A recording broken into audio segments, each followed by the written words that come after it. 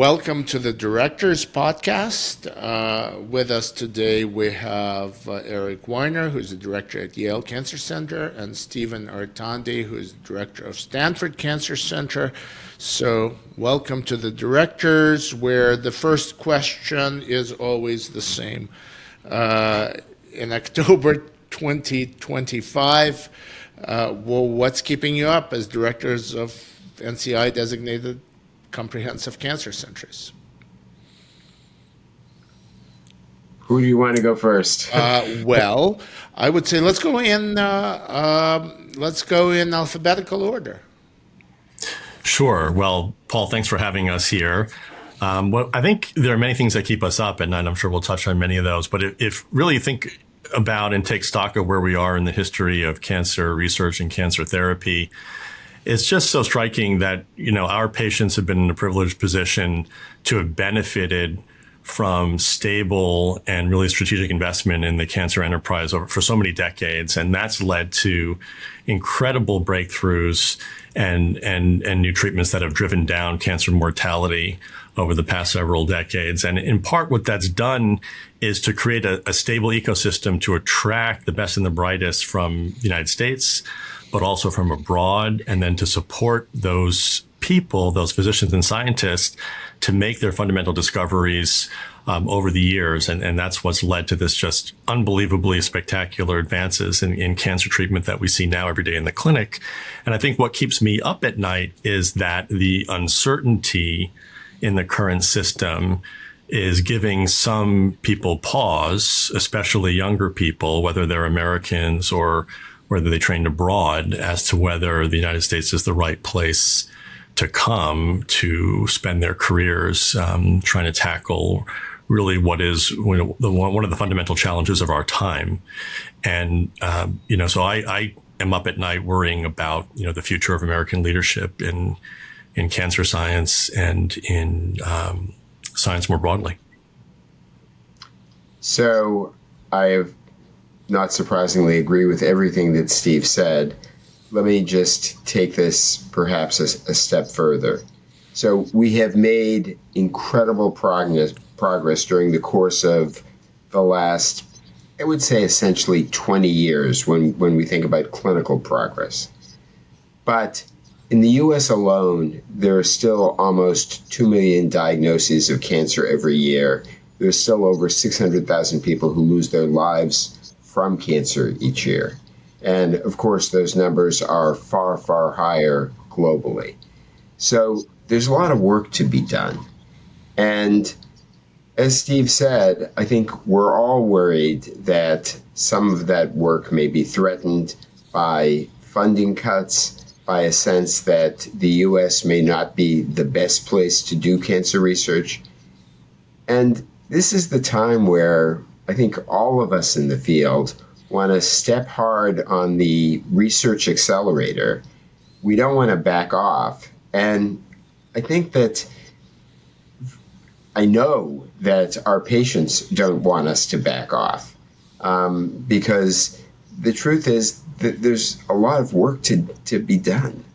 And I'll just end by echoing what Steve said about young people. And I've been doing this for over 30 years. I'm not going to be the person who is making discoveries in 10 and 20 years. It's the people who are in the generation behind us and the generation beyond that. And if we lose a generation or even half a generation of people, it's a huge problem for cancer medicine and cancer science. Mm-hmm. Actually, looking at, you mentioned the U.S. being a magnet for the best and the brightest from all over the world. What about the H-1B visa changes? How much are you using H-1B? H-1B is an integral mechanism especially for our postdoctoral scientists who are coming from abroad. Those are, again, we're getting to attract the best and the brightest who come here from Europe and Asia and elsewhere, who want to get the best training in cancer science, make the biggest discoveries, They will often come on an earlier visa and then have to transition to an H-1. But the H-1B mechanism is absolutely essential. And, in terms of the news, it's unclear exactly how that's going to impact us. So I think we're cautiously monitoring the current situation. And, these changes reverberate.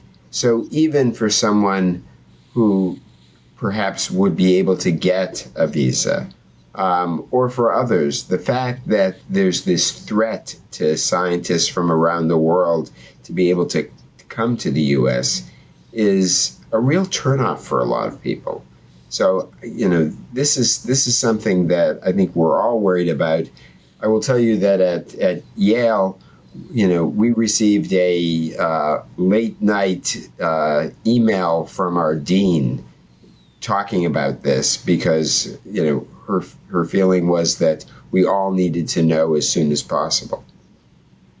There is some discussion that academic institutions and hospitals might be exempted, but I'm not sure there's been anything officially said about it. Has there? So we basically don't know. There's something about to my medical, knowledge. something about medical exemptions, but it's unclear what that means. Okay. And is it $100,000 or $100,000 a year? And certainly if it's the latter, there's no way that medical institutions can cover those kinds of costs, particularly with cutbacks in research funding, and at the same time for those cancer research institutes that have a clinical component, there's threats to clinical funding as well.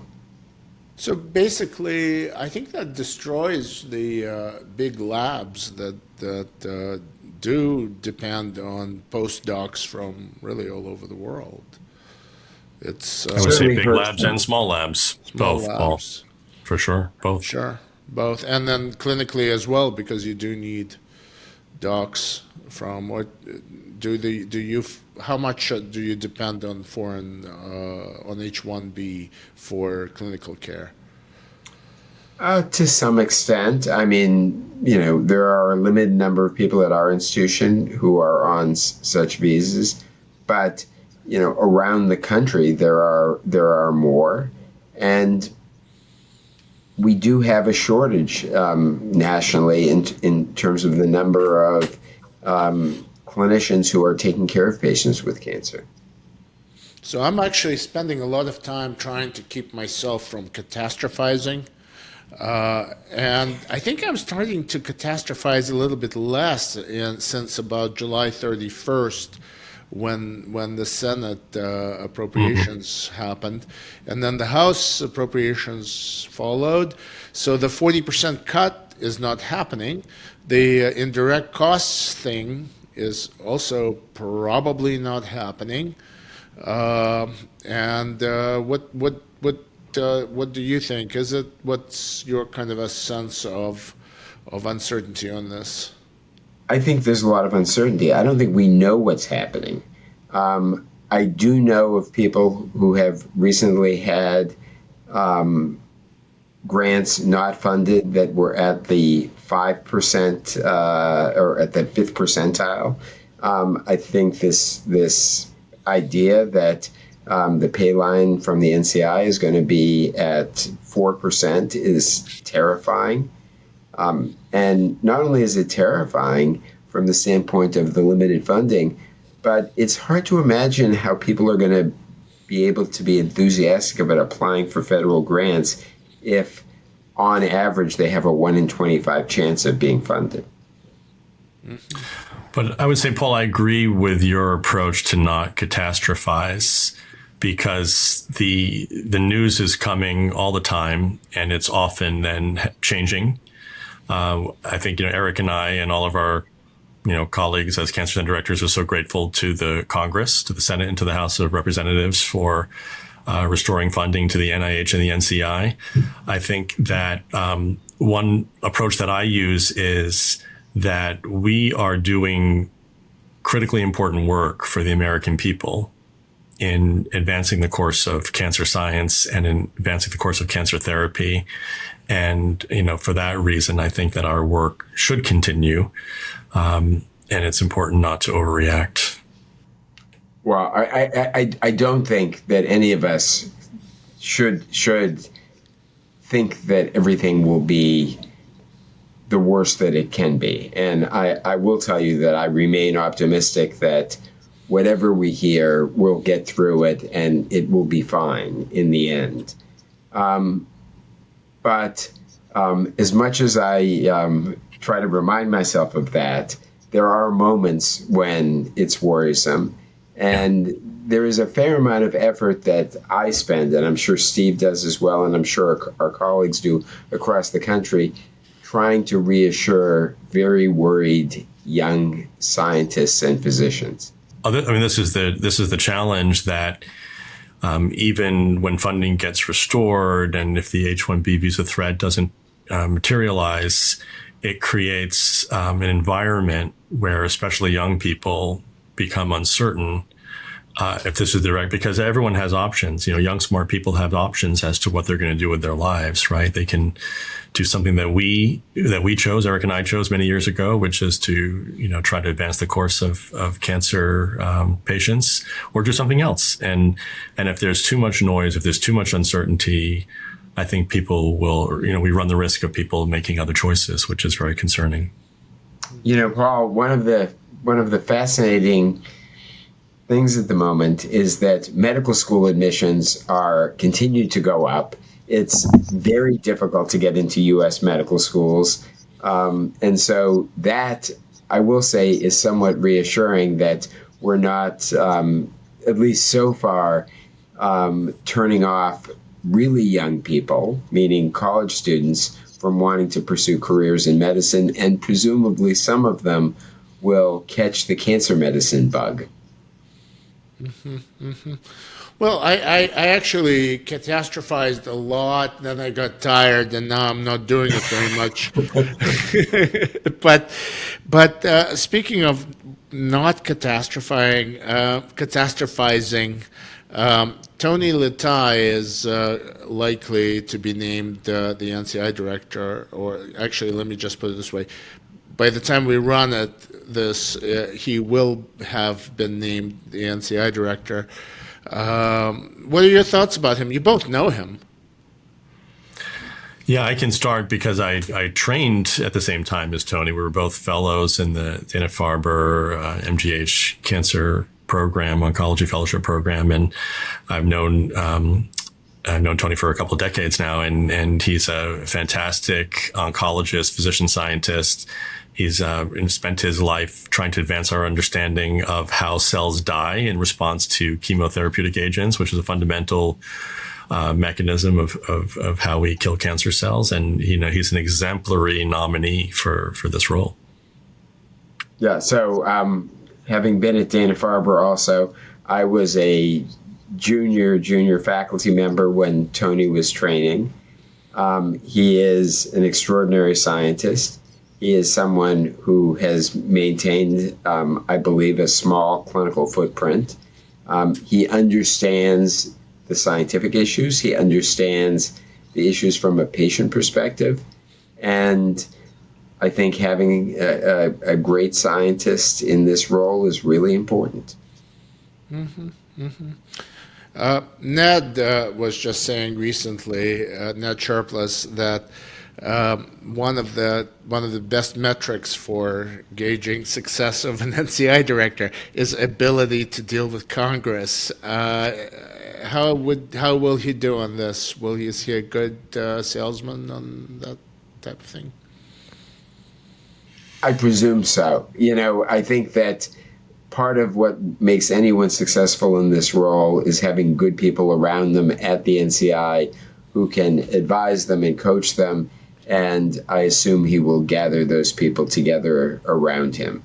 But he's a scientist with a great deal of integrity. And so that in and of itself is really critical. And I would say that succeeding in a big cancer center, big top-ranked cancer center requires people skills, the ability to get along with others and express oneself. And, he clearly has those skills. I guess looking at the impact of the past few months of what the administration has done, when I ask center directors and others about the impact, I hear about uncertainty, which by itself is an adverse event, no question. What about actual measurable problems, like this kind of grant canceled, that kind of grant? How have you been affected? What have you lost? What don't you have now that you used to have, let's say, in December 24? I think more than anything else, what we don't have is as much certainty about the future. In truth, there have been very few grants to date at our center that we have lost. In fact, I actually queried a number of my colleagues, and for the most part, we're not aware of grants that have been taken back in terms of cancer medicine or cancer research and for that matter, clinical aspects. I think that the potential pay line, in the 4% range is something that worries a lot of people. I think that many academic institutions are concerned about the future. I will say that we have tried to be very, very thoughtful about this. We haven't rescinded offers to graduate students or postdocs. We don't have a faculty hiring freeze. We continue to recruit. So I think it's more about the uncertainty and unease than about anything that's actually been lost to date. Well, I think it's the same at Stanford, Eric. There are small numbers of grants that have been impacted if they focused on diversity issues or LGBTQ issues. But that's a small percentage of the portfolio. So we're looking to fund some of those things in different ways. But in general, the grant portfolio has been preserved. Some of the funding was delayed because the NIH had been delayed in paying out grants. And now there's a rapid catch up where the NIH is dispersing money by the end of the fiscal year. So things are pretty much in line with expectations. Now, I would say, one issue that has impacted Yale and Stanford is the endowment tax, which is new, and that has caused concerns because the endowment payout is how we support a lot of the innovation in our organizations. No, it is a challenge. Very much so. I worry that funding for nationally sponsored clinical trials almost certainly will have an impact, or the potential declines in funding will have an impact in terms of our ability to do certain clinical trials. And it is really critical to have a national clinical trial system and not be totally reliant upon the pharmaceutical industry to conduct all trials, because there are some that will never get done. Mm-hmm. I was just hearing that NCI is pushing as much money out the door as possible. And when they call cooperative groups folks and say, hey, what have you lost? They all say nothing so far. Does it mean that they won't? I think they should be having conversations with Tony Latai so it would continue this way. But it's an interesting thing because nothing is being lost yet. But that may be like the old joke about the guy jumping off the Empire State Building, and as he's flying by, they ask him, how's it going? And so far, so good. So maybe that's where we are. Well, and Paul, maybe nothing will be lost, and maybe the funding for clinical trials will continue, and it won't be a concern. I will say, from a cancer center standpoint, the one thing that very clearly has been lost is that there were funds to support diversity efforts within cancer centers. So the programs to enhance diversity have gone away. At least the funding for them has gone away. I think many institutions are still quite committed to what is often called something other than DEI at this point, but to really try to make sure that we continue to have a broad range of individuals who are doing research, taking care of patients, functioning within our centers. Are you paying for it yourselves, or? To a significant degree, we're using philanthropy to cover some of those costs, and the programs have been adjusted to a limited extent. But I think that there is good reason to believe that in matters of research, having a wide variety of voices and brains from all different parts of the world is very important. Yeah, it's very similar. I think it's not as structured as it was when the NCI was requiring it. So it has a different look. And I think, we're definitely focused, as Eric said, on diversity of thought. I think that's something that's come up on the left and the right that both sides agree on, is having diversity of ideas. Mm-hmm, mm-hmm. Well, yeah. One of the things I keep hearing from cancer center directors is that you end up having to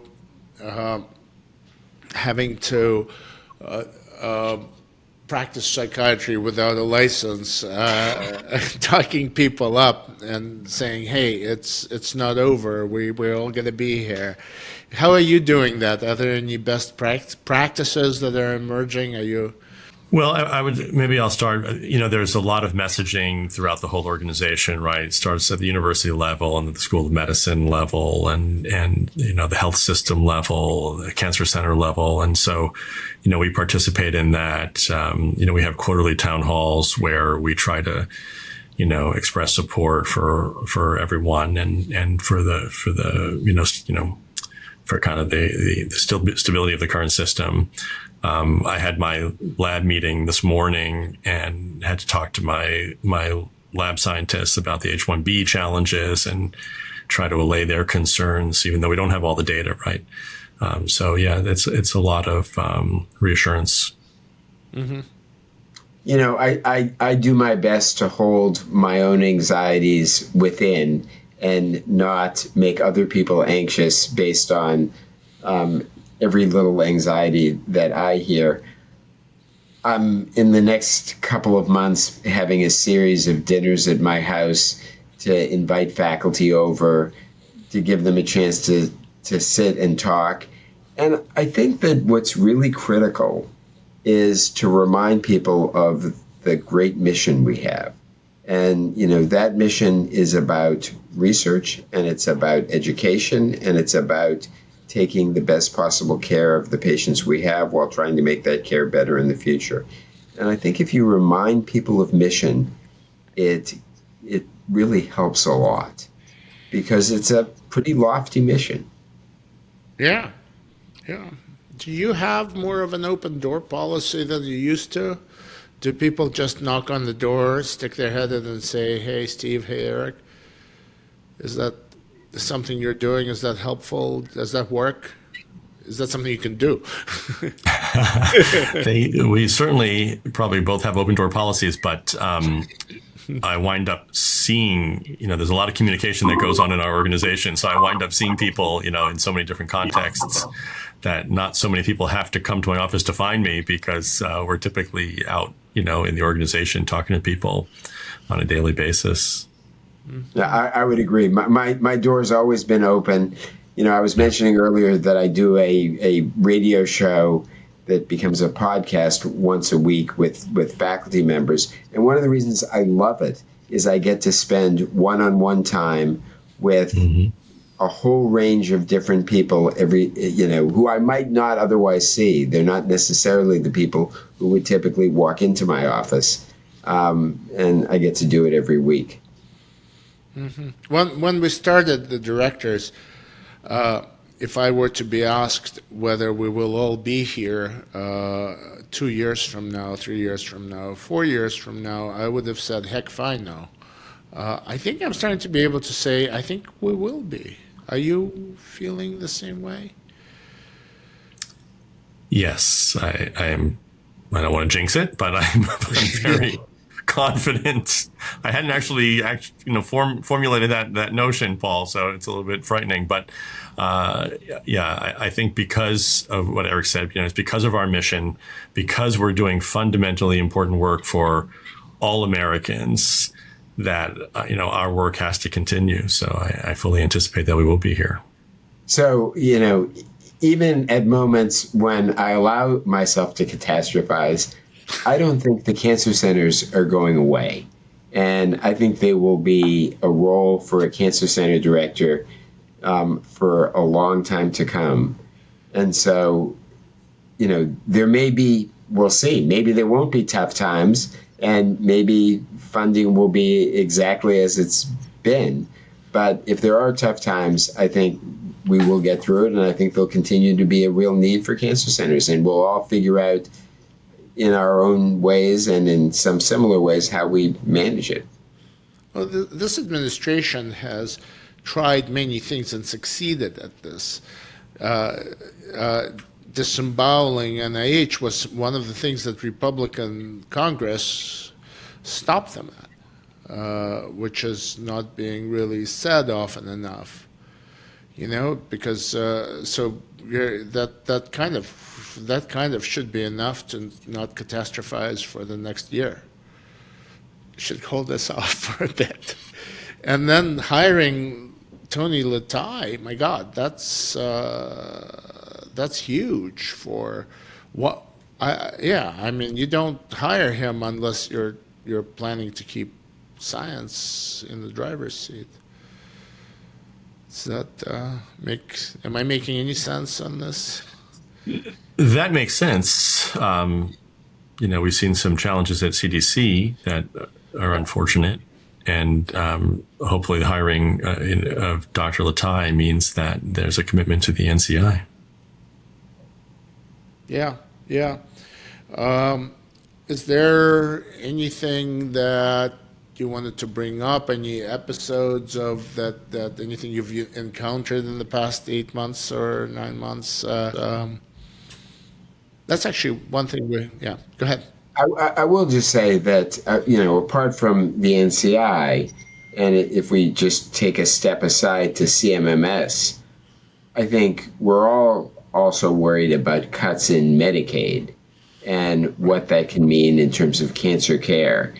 We know that, and there's been research on this, that with the Affordable Care Act and in states that did provide care to individuals with cancer, that there were a number of studies that actually showed improvements in how we were doing in terms of taking care of patients. So I worry about people not getting the care that they need. Mm-hmm. How is Medicaid going to affect you, Steve?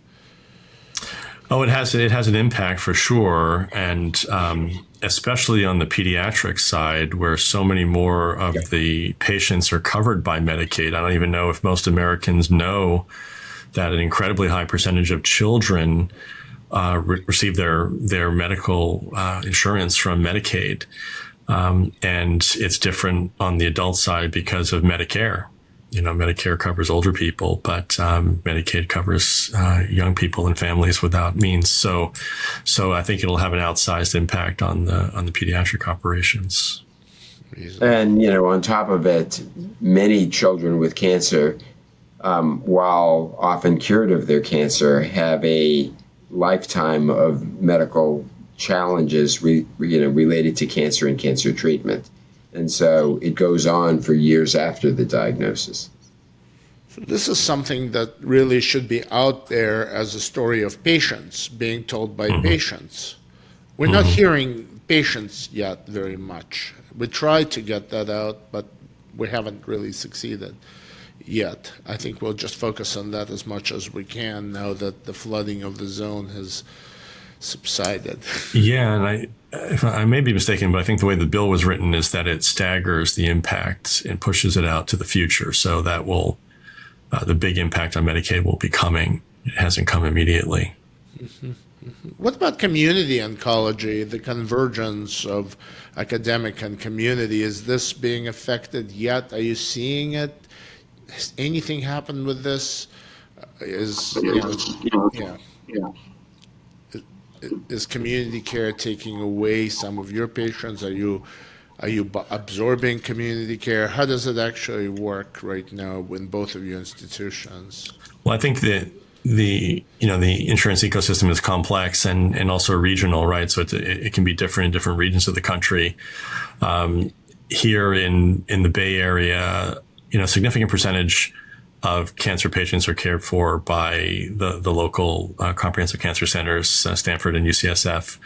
And I think what we're seeing is, a gradual migration toward those centers, right? Because of the complexity of cancer care and because it's generally understood that the outcomes are better when you're treated at a comprehensive cancer center. And we live in an area where there's a fair number of people who are well insured. So we're seeing an, increase, almost a relentless increase in demand for our cancer services. So we actually have 14 sites of care around Connecticut. And about half of all people who are diagnosed with cancer in Connecticut come to either our main campus or one of those sites. So we haven't really seen much of a shift over the last year or two. And as Steve said, I think there's huge value in care that is anchored in one way or another in a comprehensive cancer center, whether that care is delivered at the main site or at a satellite or network site. Mm-hmm. Mm-hmm. Is there anything we haven't discussed? Anything I forgot to ask? Any kind of glaring example? I would raise one issue, Paul. I don't know if you want to go in this direction, one area that's concerning is the public trust in science and how that has changed. I mean, I guess catalyzed by COVID. But even if you read articles in what we call the mainstream press, it's surprising to me how tenuous the arguments are about the utility of science, and how there's this kind of undercurrent of mistrust or thinking. I think I was just reading an article yesterday in the New York Times. It was an opinion piece saying that that the NIH doesn't invest in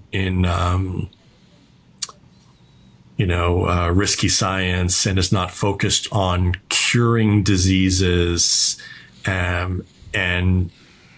I think that couldn't be further from the truth. While there's always opportunity to criticize any organization, especially large bureaucracies, there's always an opportunity to criticize and criticize appropriately and make improvements. That's not an issue.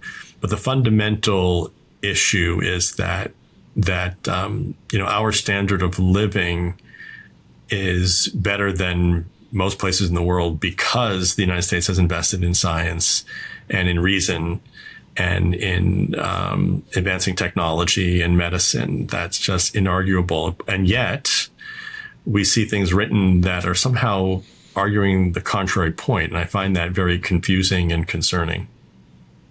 Yeah, I can't agree more. And I think that this is a hugely important issue. I think there are far too many Americans who just don't feel that they can trust science and the scientific process, and yet sort of much to my shock and chagrin seem to be able to trust statements that at times are just made up. In truth, I think we deal with this a little less in cancer than in some areas. partially because cancer is oftentimes so frightening to people that they're all too ready to listen to experts in the area. But I think nationally it's a huge problem, and I think we're going to have to deal with that over the years ahead. Like the language like evidence-based medicine doesn't mean evidence-based medicine, or gold standard science doesn't mean randomized clinical trials. It just means something else, and it's starting to get that way. But what do we do about it? Can we do anything? Well, I wonder if, we as cancer centers need to take a more active role in educating the public about science. I don't know where the trust is with regard to the general population of cancer centers. I haven't seen those data, but people usually trust their doctors, is what we hear, right? And so I think there's an opportunity for us to reach out in that direction. That really hasn't been a core mission. Engaging the local community and educating the local community has been, but not on a broader national level. But if you look at the reductions in mortality for cancer, if you look at the breakthroughs with immunotherapy and curing 40% of patients with metastatic melanoma and other examples with targeted therapeutics, it's just you can't argue with those results, and that all came from funding the NIH, attracting the best people, supporting investigation. And then the other thing I would argue is that we're a critical part of the ecosystem that then leads into biotechnology companies and into big pharma. And it's all a highly integrated ecosystem that if we start to unplug aspects of that, then we'll see the rest of the system begin to, be compromised.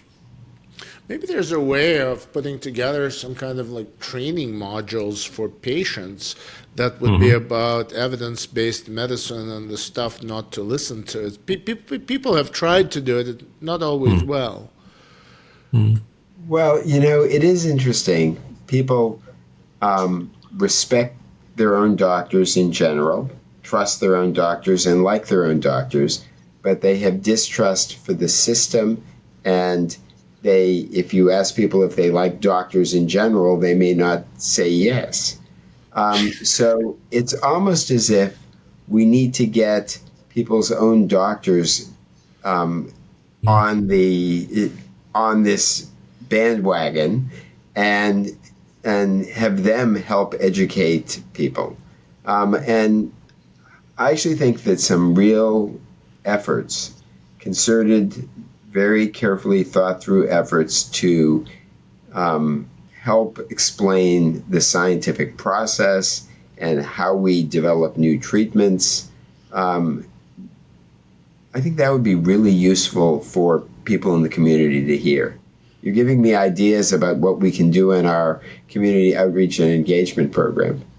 Yeah, let's all think about it and maybe bring in some more people to think about it. The other thing I've been thinking about, I don't know what to do with this, is the rebuild, because the system that is being taken apart, or attempts are being made to take it apart, would not be a system that any one of us would build prospectively. It evolved. So how do you build a better system that would replace what's there now, considering that we're getting a little bit of help in taking it down?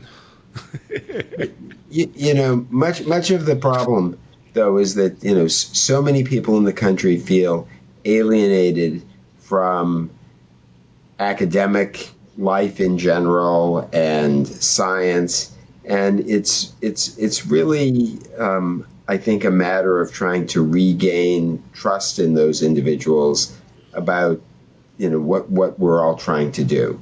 I mean, I on some level really understand how this happened, and it's time to really do our best to fix it.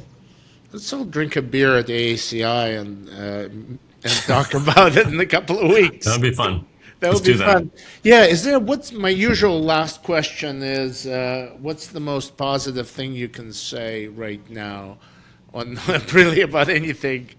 Oh, that's easy. This is the most exciting time to be either a cancer scientist, to be a cancer doctor, in terms of the technologies that we have, the new exciting therapies, the breakthroughs in understanding of cancer.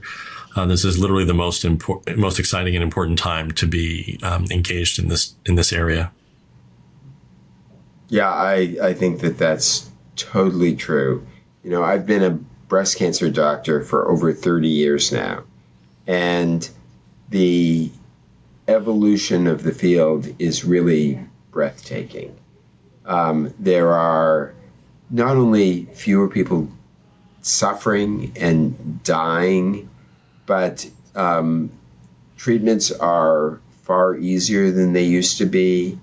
And I can really see a time when we're going to, I'll speak first about breast cancer and then more generally. I can see a time when there just aren't going to be people who need to die of the disease. And then the next step is to eliminate it, to prevent it, and eliminate it entirely. And that's going to be true in across the board. I mean, it's going to take a number of decades, but it's going to happen. And we just have to keep focused on that goal. Well, thank you, gentlemen. This was really fascinating to learn from you. Hope it was helpful. Thank you, Paul. Thanks for bringing us together. All right. Well, Otis, thank you for joining us as a discussant on the directors.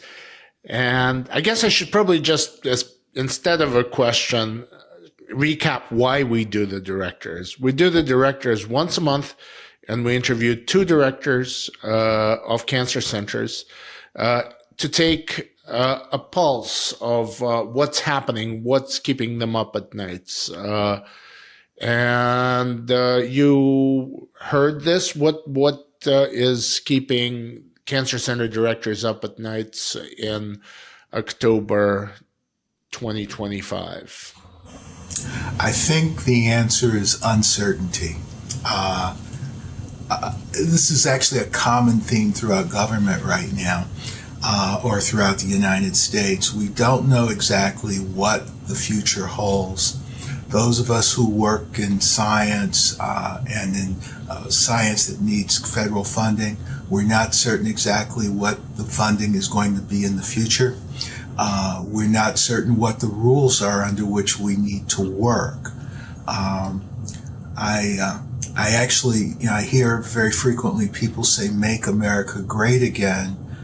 Truth be told, when we look at scientific research, when we look at America's universities, when we look especially at cancer research, we are great and we want to stay great.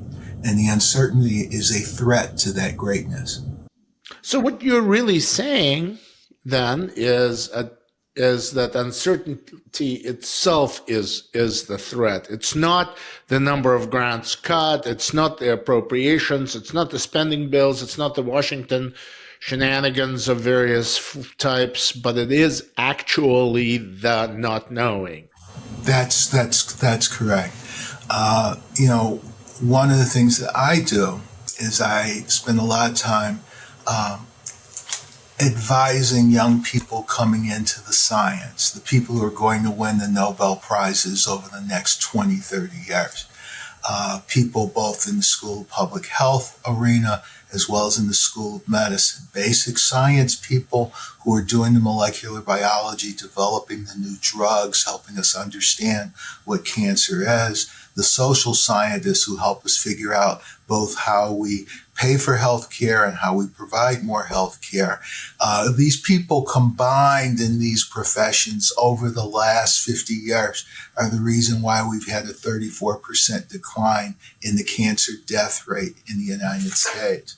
Well, the young folks who are coming into science, who are going to succeed me, who are going to succeed the other full professors in America's universities, those folks are very frightened to come into medicine. Some of them are actually already leaving research. A few of them end up going to work for investment bankers to tell people what next drug company to invest in. Some of them are going to Europe. We've already lost some of our faculty who've decided to go to Europe or France, where they think things are a little bit more stable right now. Some of them are deciding not to go into science at all. When we lose really smart minds who should be doing science and they decide to go do something totally different, that's how we get hurt as a nation. It is really fascinating to think about this. Nobody's ever really pointed that out, that is in itself the harm. But what about the harm, the actual harm, this, which is what we were talking about in this episode of the directors? There are some kind of areas of harm, like DEI is harm, maybe, or I would argue Yeah, you would argue it is. yeah. It's very interesting. I do a great deal of health outcomes research. Uh, the we're not really able to talk as much about race and ethnicity and socioeconomic status now as I wish we could.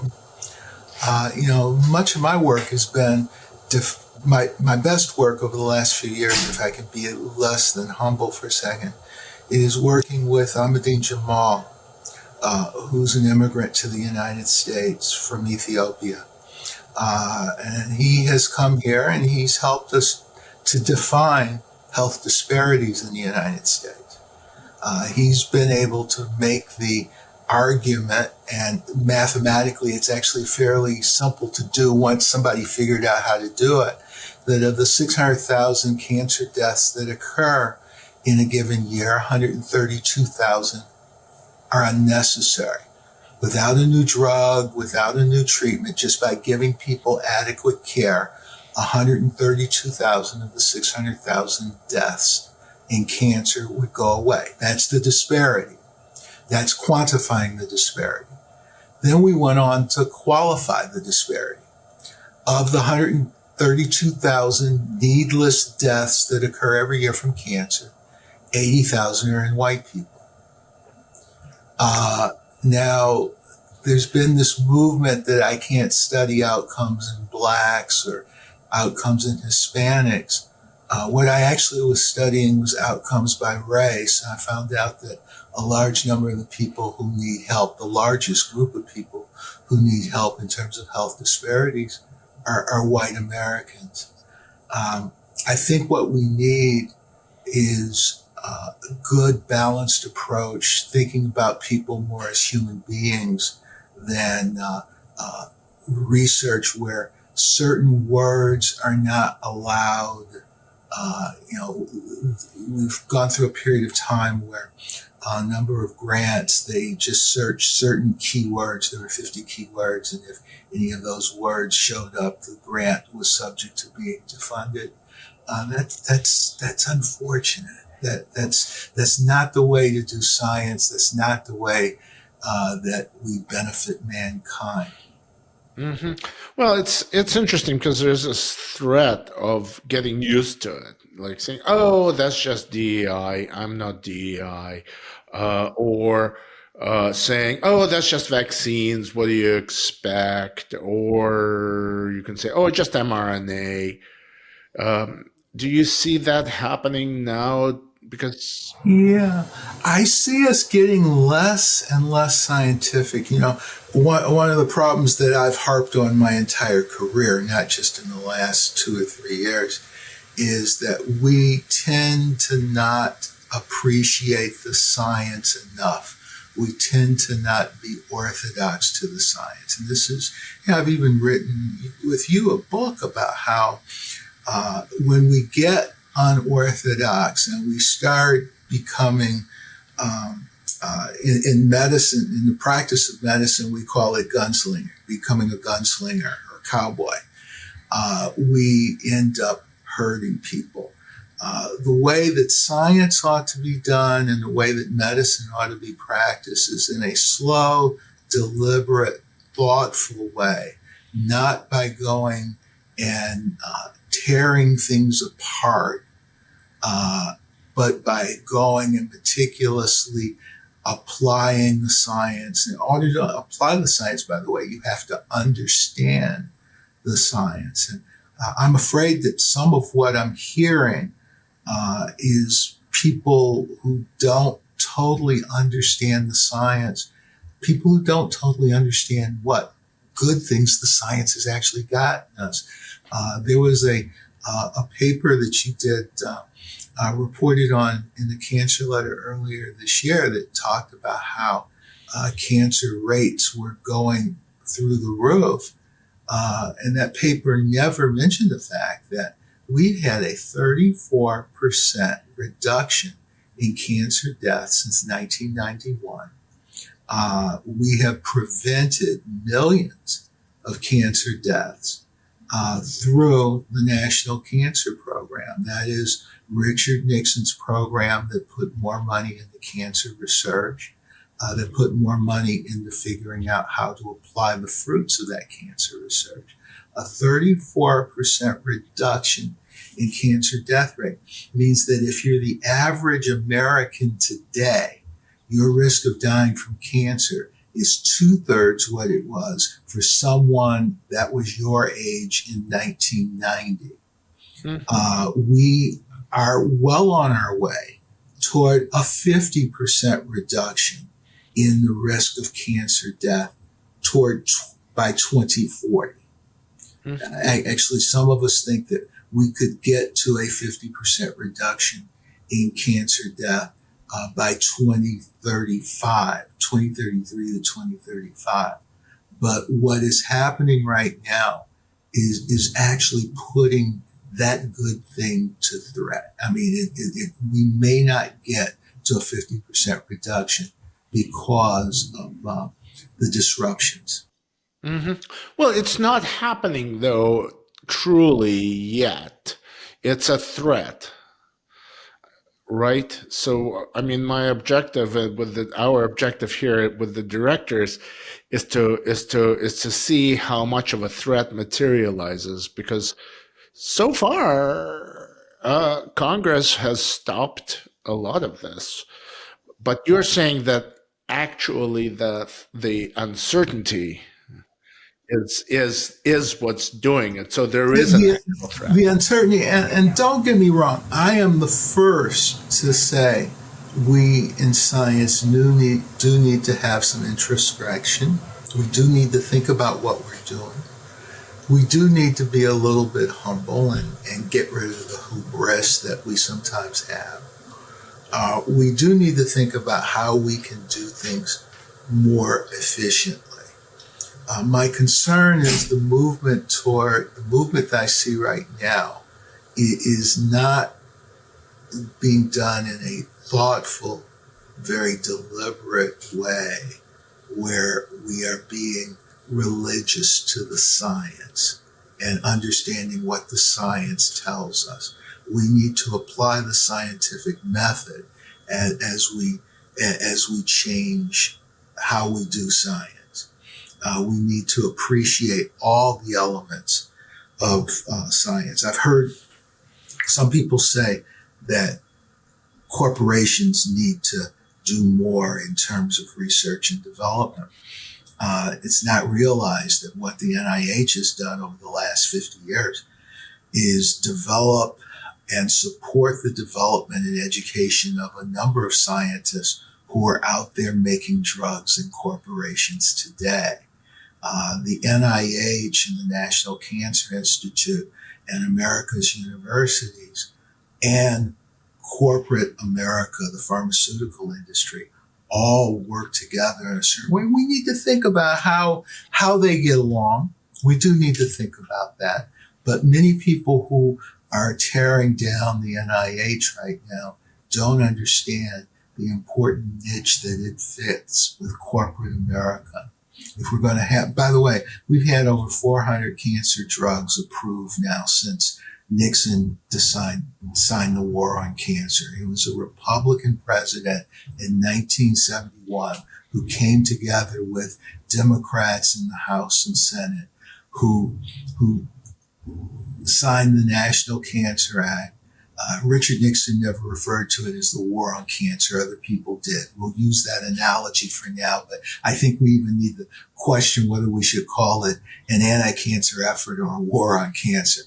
You guys who deal with writing things much better than I probably appreciate the war analogy more so than an anti-cancer effort. But whatever it is, it has helped us to come up with numerous treatments. It's helped us to understand what cancer is, how to prevent cancer. And when the rubber hits the road, it's led to a death rate today that's 2/3 what it was in 1990.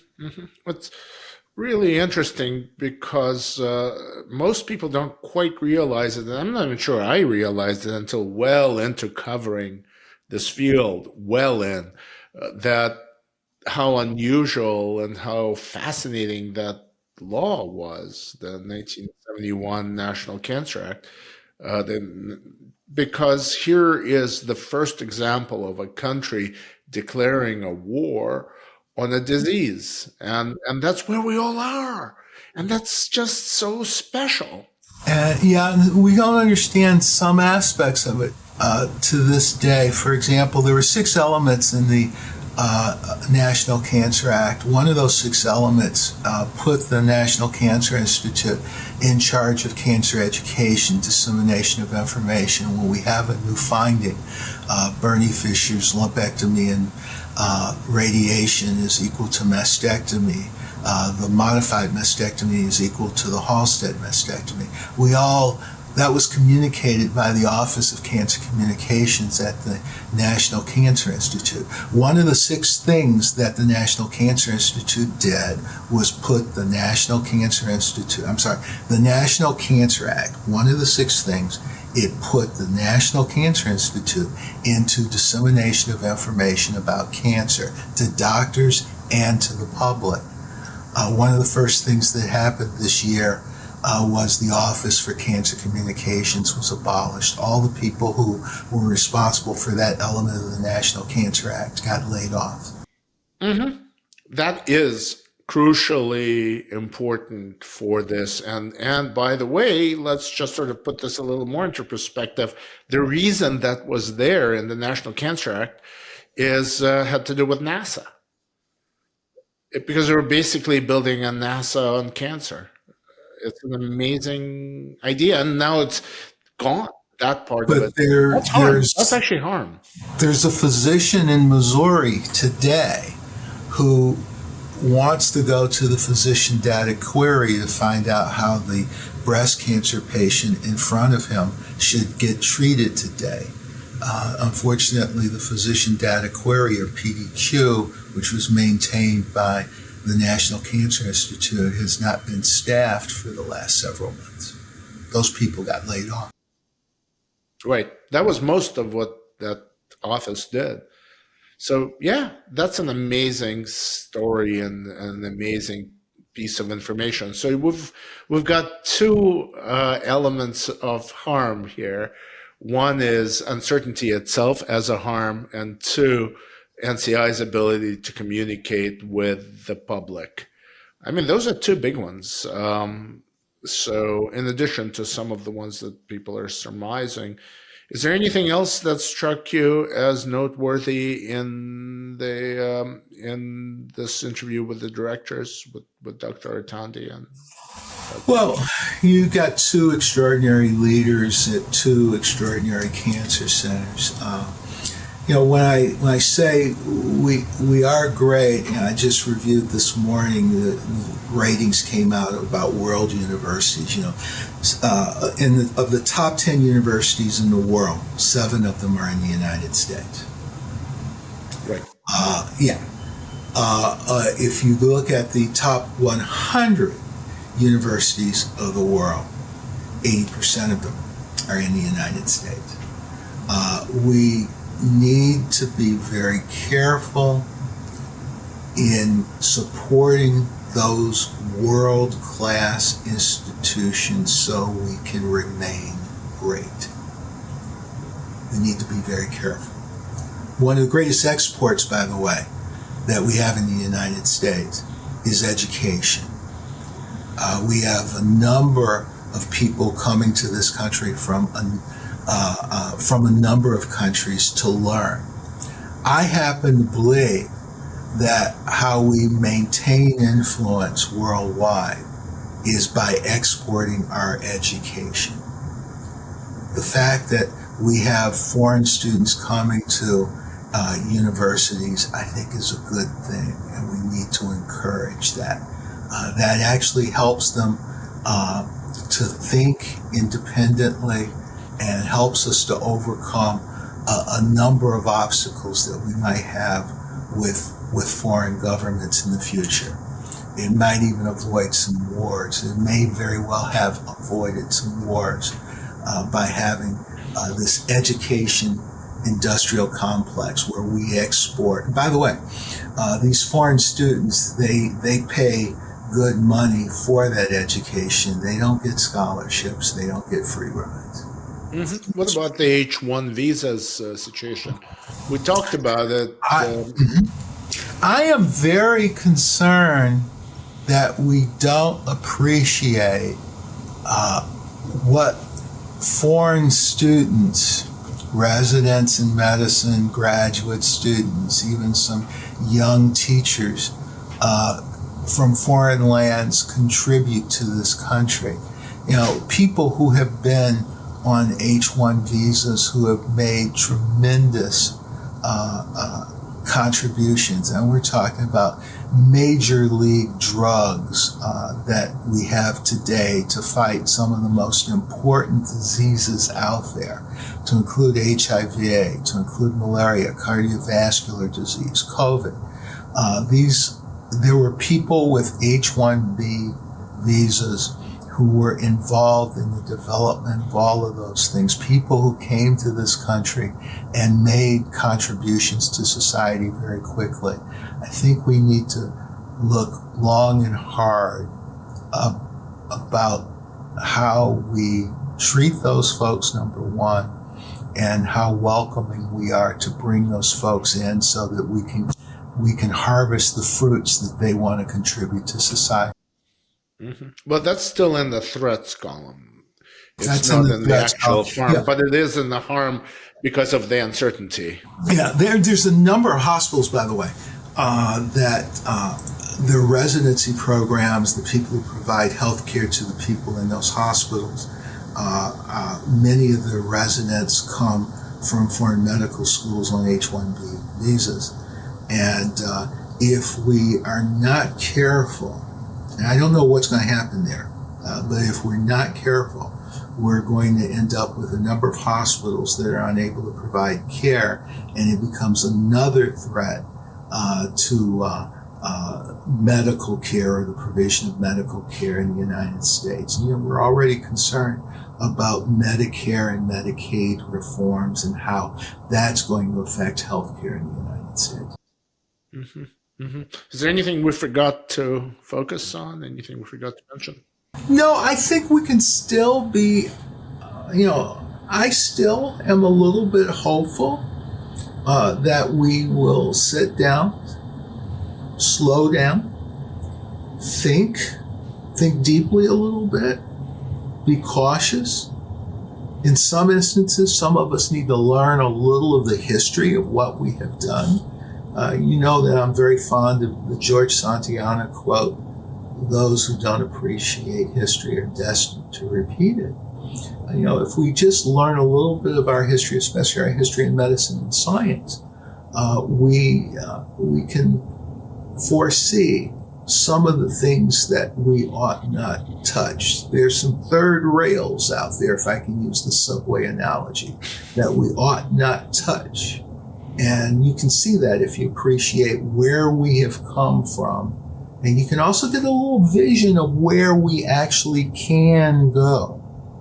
I'm hopeful that we can go better than a 50% reduction in cancer mortality by 2040, just by learning how we can apply much of the science that we already have, getting good education, prevention, appropriate prevention, appropriate screening, appropriate diagnostics, and appropriate treatment to as many Americans as possible. I'm actually hopeful we can do that. Mm-hmm.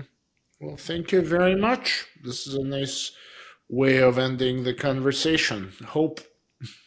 Thank you. Thank you.